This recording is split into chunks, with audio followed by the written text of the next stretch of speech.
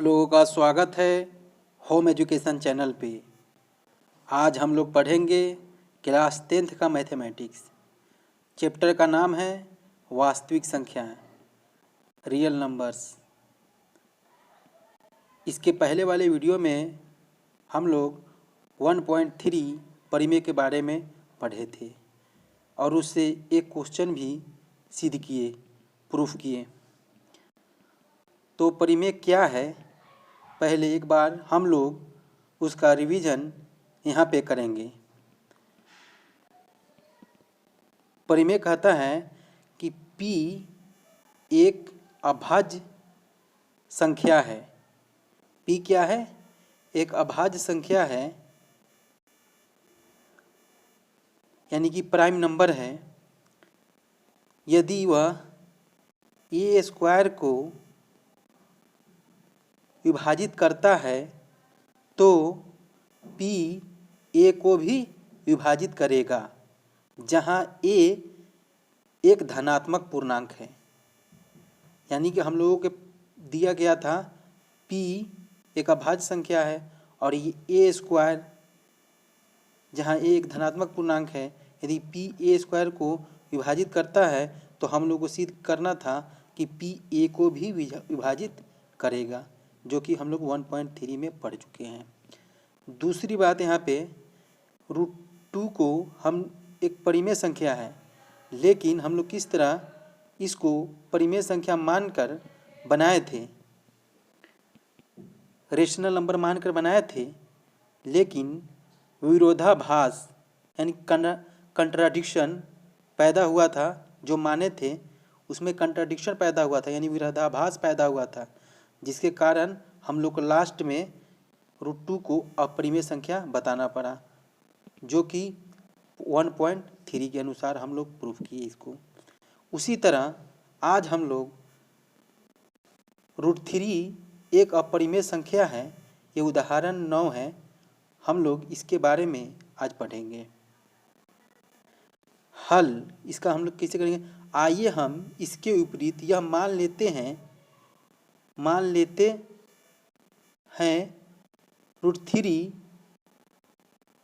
ले √3 एक परिमेय संख्या है।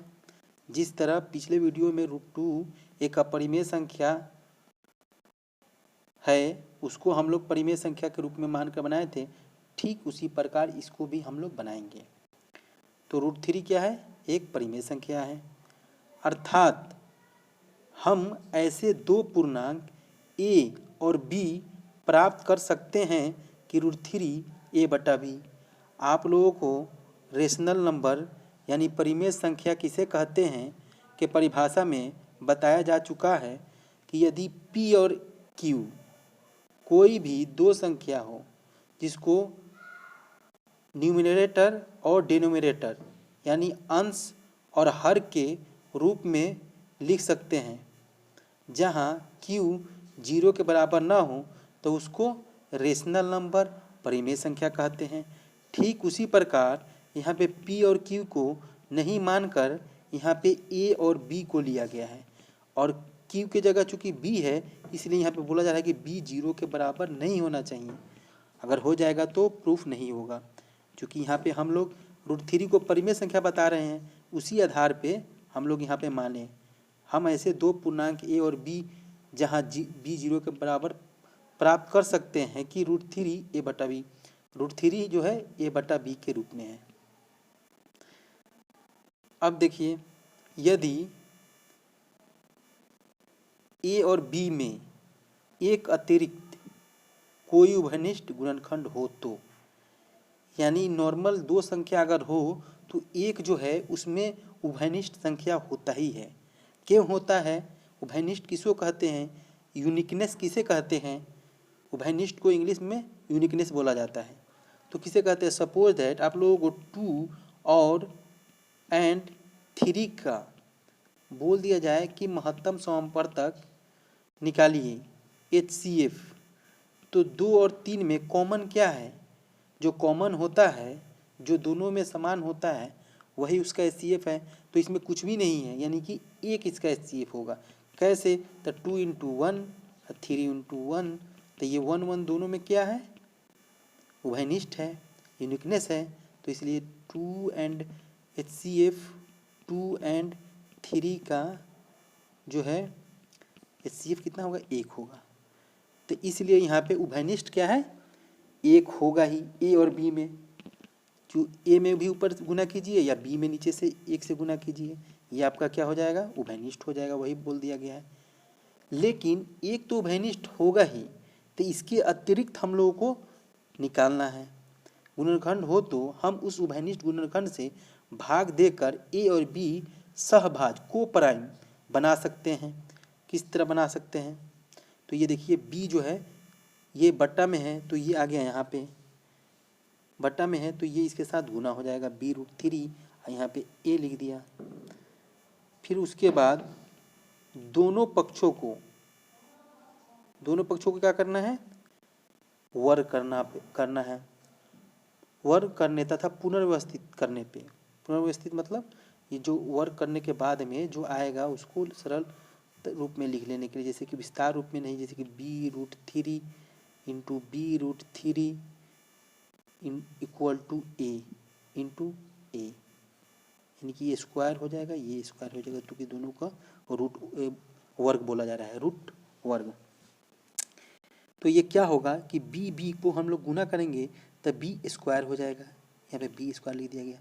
क्योंकि √3 एक ही जाति का है, एक ही कास्ट का है। कौन सा कास्ट है, वो 3 कास्ट है, 3 डिजिट का कास्ट, तो इसलिए यहाँ पे 3 निकालिए। अगर यहाँ पे कोई और संख्या होता तो ये रूट के बाहर नहीं होता, 5 5 रहता, दोनों समान रहता तो हम लोग 1 बाहर कर लेते हैं, तो जिससे हम लोग 3 यहाँ पे बाहर लिख लिए। ये a क्या है, a इंटू a, तो गुना में पावर जुड़ता है, तो यहाँ पे 1 और 1 1 1 2 हो गया, और चूँकि बेस एक ही है 2 पावर जुड़ता है, यहाँ बेस आधार क्या है, a है, तो यहाँ पे a स्क्वायर प्राप्त हुआ। अब देखिए, अतः a स्क्वायर 3 से विभाजित है। अभी 3 से क्या है, a स्क्वायर विभाजित है, इसलिए परिमेय 1.3 द्वारा 3a को विभाजित करेगा। अब आपको बोलना है कि जो 3 है ये a स्क्वायर को विभाजित करता है, जो कि हम लोग p और a के लिए पढ़े थे कि p a स्क्वायर को विभाजित करता है, तो p a को भी विभाजित करेगा। तो p की जगह यहाँ पे 3 है और a स्क्वायर की जगह a स्क्वायर ही है, तो वही लिख दिया यहाँ पे a स्क्वायर 3 से विभाजित है, इसलिए परिमेय 1.3 के द्वारा 3 और a को भी विभाजित करेगा। 3 क्या है, a को विभाजित करेगा। अब देखिए यहाँ पे 3a इक्वल टू 3c मानना है, ये b गलती से लिखाया हुआ है, b को नहीं लिखना है आप लोगों को। फिर क्या होगा, ये b को हटा देना है, तो क्या होगा, c एक पूर्णांक है, तो ये जो 3 है यहाँ पे 3 लिख लिया गया, ये a है यहाँ पे a लिख लिया गया, ये जो c है इसको यहाँ पे प्लेस कर दिया गया। तो इस तरह आप लोगों को लिख लेना है, ये b जो गलती से लिखा गया इसको नहीं लिखना है आप लोगों को। तो a के इस मान को 3b स्क्वायर और a स्क्वायर में लिखना है। ये जो अभी हम लोग निकाले हैं उसमें इस मान को पुट करना है। कहाँ पे निकाले हैं, 3b स्क्वायर a स्क्वायर निकाले हैं, इसी में पुट करना है। किसका मान, 3c पुट करना है, इसमें b नहीं है। उसके बाद में अब देखिए पुट करेंगे तो क्या आएगा, तो 3b स्क्वायर और 9c square, b square 3c square. अब चूँकि यहाँ पे हम a इक्वल टू 3c माने हैं और यहाँ पे 3b square equal to a square है, तो a की जगह जब हम 3c पुट करेंगे तो 3c इंटू 3c हो जाएगा। 3c का स्क्वायर करेंगे तो 3c इंटू 3c, तो कितना हो जाएगा, 9 और c जुड़ जाएगा तो c स्क्वायर, तो वही यहाँ पे लिख दिया गया है। 3b स्क्वायर तो पहले से उतार लिया गया है और यहाँ पे 9c स्क्वायर हो गया। अब देखिए तो b स्क्वायर 3c स्क्वायर, तो b square equal to 3c square कैसे हुआ, तो b स्क्वायर को हम लोग यहाँ पे लिख दिए और ये 9c स्क्वायर को लिख दिए, तो ये मल्टीपल है, b स्क्वायर के साथ मल्टीपल है 3, तो 3 गुना में तो इधर भाग आएगा, तो 3 3 9, तो कितना हुआ, b square equal to 3c square, उसको यहाँ पे लिख लिया गया। इसका अर्थ है कि b स्क्वायर 3 से विभाजित हो जाता है अब देखिए यहाँ पे 3 जो है बी स्क्वायर को विभाजित करेगा, जिस तरह हम पी और ए स्क्वायर को फार्मूला 1.3 परिमेय में सिद्ध किए हैं, उसी तरह यहाँ पे मानना है कि 3 बी स्क्वायर को विभाजित करता है। इसलिए 1.3 के द्वारा क्या होगा, बी भी 3 को विभाजित करेगा, जिससे पी ए को विभाजित करता था परिमेय 1.3 में। तो उसी तरह यहाँ पे जो है पी के जगह 3 है और ए के जगह बी है यहाँ पे, तो इसका विभाजित कर होगा। अब क्या होगा, अतः ए और बी में कम से कम एक उभयनिष्ठ गुणनखंड 3 है। यानी कि उभयनिष्ठ गुणनखंड जो हम पहले बनाए हैं उसमें भी 3 आया है और अभी जो बनाए हैं उसमें भी 3 आया है। ये तीनों क्या है, उभयनिष्ठ है। और जो हम लोग माने थे, जो दिया गया था क्वेश्चन में कि एक तो होना ही है, इसके अतिरिक्त निकालना था, तो वो 3 आया। लेकिन 3 क्या है, कैसे आया, देखिए इसका क्लियर हो रहा है इस लाइन में। परंतु इस तथ्य का विरोधाभास प्राप्त होता है कि ए और बी सह अभाज्य है, एक दूसरे के क्या है, को प्राइम है। तो इसलिए हमें यह विरोधाभास अपनी त्रुटिपूर्ण कल्पना के कारण प्राप्त हुआ है कि √3 एक परिमेय संख्या है। अतः हम निष्कर्ष निकालते हैं कि √3 एक अपरिमेय संख्या है। जो परिमेय माने हैं वो हम लोगों को विरोधाभास के कारण माने हैं उसको, जो कि यहाँ पे विरोधाभास आ जा रहा है, कंट्राडिक्शन आ जा रहा है। तो परिमेय क्या होगा, कोई परिमेय √3 नहीं होगा कि √3 अपरिमेय संख्या है, क्योंकि जो 3 है आया है उभयनिष्ठ दोनों के लिए, लेकिन ए और बी क्या है, को प्राइम है, सहभाज्य है। इसलिए विरोधाभास की वजह से वो मानना हम लोग का गलत हो गया और √3 एक अपरिमेय संख्या है। आप लोग इसको दोबारा देखिए तो आप लोगों को आसानी से होगा समझने में, 1-2 बार में आप लोगों को जरूर समझ में आ जाएगा। अब 2 पॉइंट है, इसके बारे में हम लोग पढ़ लेंगे कि क्या कहता है। एक परिमेय संख्या और एक अपरिमेय संख्या का योग या अंतर अपरिमेय संख्या होता है। यानी कहने का अर्थ ये हुआ कि अगर मान लीजिए कि आपके पास में 2 है और एक अपरिमेय संख्या, परिमेय संख्या है क्योंकि p/q के रूप में लिखा हुआ है, और एक √3 है, तो ये दोनों का जोड़ कीजिए या माइनस यानी घटाव कीजिए, उसका अंतर निकालिए, तो ये क्या आएगा, जो रिजल्ट आएगा वो एक अपरिमेय संख्या आएगा, इरेशनल नंबर आएगा। इसलिए इरेशनल नंबर आएगा, इसी को यहाँ पे बोला जा रहा है कि इरेशनल। ठीक है, तो ये कॉमन सी बात है, देख लीजिएगा एक बार। एक शून्योत्तर परिमेय संख्या और एक अपरिमेय संख्या का गुणनफल या भागफल एक अपरिमेय संख्या होता है। शून्योत्तर मतलब कि जो शून्य ना हो, उसके अलावा, जैसे कि मान लीजिए आपके पास में 2 है, √2 है, इसको गुना कीजिएगा तो क्या आएगा, 2√2 आएगा, जो कि एक अपरिमेय संख्या है गुना के अनुसार। अगर आप लोग इसको भाग दीजिएगा 2 में, एक परिमेय संख्या में एक अपरिमेय संख्या से भाग दीजिएगा तो ये √2 बार कटेगा। तो √2 क्या है, एक अपरिमेय संख्या है। तो किस तरह कटेगा, तो आप लोगों को पता होना चाहिए कि √2 × √2 और बट्टा √2, चूँकि 2 जो होता है उसको हम लोग √2 × √2 के रूप में लिखेंगे, इस तरह भी लिख सकते हैं। तो इसलिए √2 से √2 कैंसिल हो जाएगा, तो √2 हम बताए हैं, तो ये क्या होगा, एक अपरिमेय संख्या होगा। यानी कि भाग देंगे तो भी या गुणनफल करेंगे तो भी वह एक अपरिमेय संख्या आएगा। आप लोग इसको याद रखिएगा, बाद में आपको कंपटीशन के एग्जाम में काम आएगा। अब अगला क्वेश्चन क्या है, अभी हम लोग उदाहरण ही पढ़ रहे हैं, तो उदाहरण में क्या कह रहा है, उदाहरण 10 हम पढ़ेंगे। दर्शाइए कि 5 - √3 एक अपरिमेय संख्या है। अभी हम लोग 2 पॉइंट पढ़े थे, उसमें बोले थे कि अगर एक परिमेय संख्या हो और एक अपरिमेय संख्या हो, दोनों का ऐड कीजिए यानी जोड़िए या माइनस कीजिए या घटाइए तो क्या होगा, वह एक अपरिमेय संख्या आएगा। तो वही हम लोग को यहाँ पे प्रूफ करना है। तो क्या है, आइए इसके विपरीत मान लें कि 5 - √3 एक परिमेय संख्या है। और परिमेय संख्या सिद्ध करने के लिए आप लोगों को पहले परिमेय मानना पड़ेगा। इस तरह ये तीसरा उदाहरण हम लोग पढ़ रहे हैं। अर्थात हम सहभाज्य ऐसी संख्या ए और बी के लिए इतना हो गया, क्यों हो गया, तो मालूम है आप लोगों को कि ए बटा बी, मान लिया जैसे पी बाई क्यू एक परिमेय संख्या होता है जहाँ क्यू 0 के बराबर नहीं होता है, तो इसलिए यहाँ पे बी के जगह क्यू के जगह यहाँ पे बी है, तो बी 0 के बराबर नहीं होना चाहिए, तभी वो परिमेय संख्या होगा। इसलिए यहाँ पे मान लिया गया है ये ए और बी सहभाज्य है।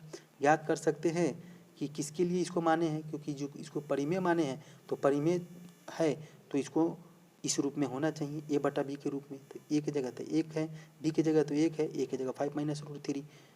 अब देखिए, अतः 5 माइनस ए बटा बी इक्वल टू रूट 3। अब इसको किस तरह लिखा गया है, तो देखिए ये ए बी इक्वल टू के उधर यानी बराबर के दाहिने साइड में है, तो बराबर के बाएं साइड में आएगा तो ये प्लस में है तो इधर माइनस में आ जाएगा, और माइनस रूट 3 ये चूँकि माइनस में है, चूँकि बराबर के दाहिने ओर जा रहा है तो नियम के अनुसार ये प्लस हो जाएगा, तो इसलिए इसको रूट 3 लिख दिया गया है, तो कन्फ्यूजन नहीं होना है। इस समीकरण के पुनर्व्यवस्थित करने पर हमें प्राप्त होता है, अब ये रूट थ्री को ले लिए और ये जो है हम लोग राइट साइड में लिख लिए, तो चूंकि दोनों साइड में इधर माइनस और इधर माइनस होगा तो माइनस माइनस क्या होता है, कैंसिल हो जाता है। अगर दोनों, और नहीं तो हम दूसरी भाषा में कह सकते हैं कि दोनों को हम एक साथ चेंज कर सकते हैं, यानी कि ये इधर ले आ सकते हैं पूरे को और इसको उठा के इधर ले जाएंगे, तो हम लोग को माइनस चेंज करने की आवश्यकता नहीं पड़ेगा। लेकिन अगर एक या दो या कुछ संख्या उसमें से लेफ्ट या राइट ले जाएंगे तो उसका माइनस या प्लस जिस तरह उसके आगे रहेगा उसी तरह हम लोग उसको चेंज करते हैं, और पूरे के पूरे लेफ्ट या राइट कर दें दोनों को तो चेंज करने की ज़रूरत नहीं है, इसलिए हम लोग इसको यहाँ पे लिख दिए। अब देखिए क्या कह रहा है, चूँकि ए और बी पूर्णांक है, ए और बी क्या है, पूर्णांक, पूर्णांक यानी कि इंटीजर नंबर, इंटीजर पूर्णांक नंबर का आपको लोगों को परिभाषा बता दिया गया है कि जब पूर्ण संख्या में ऋणात्मक संख्या भी शामिल हो जाता है तो ऐसी संख्या को पूर्णांक संख्या कहते हैं। तो यहाँ पे पूर्णांक संख्या लिखा हुआ है, उसी के बारे में बोला है। इसलिए 5 माइनस ए बटा बी एक परिमेय संख्या है। क्यों परिमेय संख्या है, तो अभी आप लोगों को हम बताए हैं ये 5 क्या है, एक रेशनल नंबर है, परिमेय संख्या। अगर ये भी अगर परिमेय है और तो दोनों को अगर घटाएंगे तो एक परिमेय संख्या ही आएगा, इसलिए यहाँ पे बोल दिया गया। अर्थात रूट 3 एक परिमेय संख्या है, तो ये क्या होगा, रूट 3 भी एक परिमेय संख्या होगा। क्यों, क्योंकि बताया गया है आप लोगों को कि अगर दो परिमेय संख्या को अगर घटाएंगे तो परिमेय संख्या ही प्राप्त होगा, अगर परिमेय और अपरिमेय को घटाएंगे तो हम लोग को अपरिमेय प्राप्त होगा। तो यहाँ पे क्या होगा, रूट 3 एक परिमेय संख्या है, किसके अनुसार, तो इसके अनुसार, परंतु इससे इस तथ्य का विरोधाभास प्राप्त होता है कि रूट 3 एक अपरिमेय संख्या है। ये जो रूट 3 है इससे क्या हो रहा है कि जो हम लोग माने हैं उसमें कंट्राडिक्शन है, विरोधाभास का इंग्लिश होता है कंट्राडिक्शन, तो इसके वजह से ये क्या विरोधाभास प्राप्त होता है। इसलिए क्या होगा कि हमें यह विरोधाभास अपनी गलत कल्पना के कारण प्राप्त हुआ है, गलत मान लिए हैं, तो इसलिए 5 माइनस रूट 3 एक परिमेय संख्या है। अतः हम निष्कर्ष निकालते हैं कि 5 माइनस रूट 3 एक अपरिमेय संख्या है, क्योंकि रूट 3 गलत हम लोग मान लिए थे, जिसके कारण वो परिमेय संख्या नहीं, वो अपरिमेय संख्या है। तो अपरिमेय संख्या में से ये 5 माइनस रूट 3 दिया है, ये 5 तो रूट 5 जो है आप लोगों का परिमेय संख्या है, रेशनल नंबर है, और रूट 3 क्या है, इरेशनल नंबर है, अपरिमेय संख्या है। तो जब इसको घटाइएगा परिमेय में से अपरिमेय तो एक परिमेय संख्या ही प्राप्त होगा। इसीलिए यहाँ पे बोला जा रहा है कि 5 माइनस रूट 3 एक अपरिमेय संख्या है, क्योंकि जब रूट 3 एक अपरिमेय संख्या होगा तो उसमें से कुछ भी घटाइएगा आप लोग तो वो क्या होगा, अपरिमेय संख्या है। तो आप लोग इस वीडियो को 1-2 बार देखिए, आप लोगों को धीरे धीरे समझ में आएगा, एक बार नहीं समझ में आएगा तो। आज के लिए बस इतना ही। आप लोग मेरे चैनल को सब्सक्राइब कीजिए, मेरे वीडियो को लाइक कीजिए, और वीडियो में जो भी आप लोगों को समझ में नहीं आ रहा है कमेंट सेक्शन में लिख के बताइए, ताकि मैं आपके लिए और अच्छा से अच्छा वीडियो ला सकूं। Thank you.